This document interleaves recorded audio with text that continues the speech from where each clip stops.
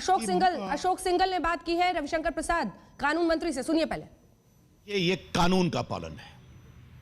ये पूरा मामला, चाहे वो शारदा हो, नारदा हो या रोज वैली हो, ये लाखों गरीब जनता के रुपए लूटे गए थे।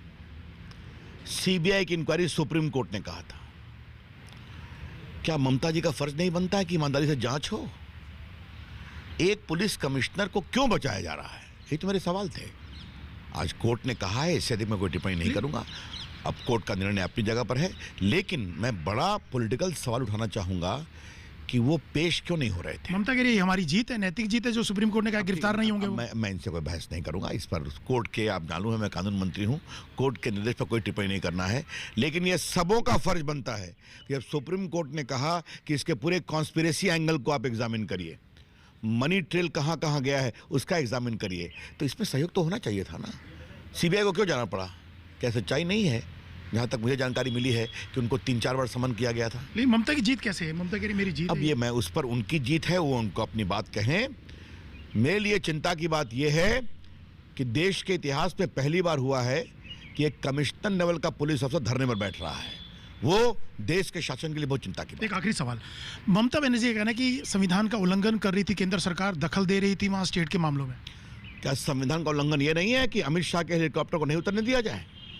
योगी आदित्यनाथ ऐसे पॉपुलर सीएम के हेलीकॉप्टर को नहीं उतरने दिया जाए? प्रधानमंत्री को उनके पब्लिक मीटिंग के लिए छोटा मैदान दिया जाए? क्या मतलब है? मेरा स्पष्ट कहना है, ममता जी बीजेपी की लोकप्रियता से घबरा गई हैं, क्योंकि वहां की जनता बदलाव चाहती है। और मैंने हमेशा कहा है, बंगाल विवेकानंद का बंगाल भी है, सुभाष चंद्र बोस का भी है, रविन्द्रनाथ टैगोर का भी है, बंकिम चंद्र का भी है।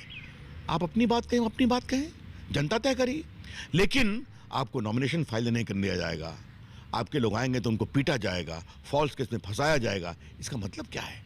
आप एक रूलिंग पार्टी के राष्ट्रीय अध्यक्ष के हेलीकॉप्टर को उतरने की अनुमति नहीं देते हैं, मुख्यमंत्री को नहीं देते हैं, प्रधानमंत्री की रैली में लाखों की जनता है वहां भी अवरोध पैदा करना चाहते हैं। तो लोकतंत्र और संस्थाओं पर कौन हमला कर रहा है स्पष्ट है। धन्यवाद। कैमरामैन अश्विनी हेलेन के साथ अशोक सिंघल, दिल्ली आज तक।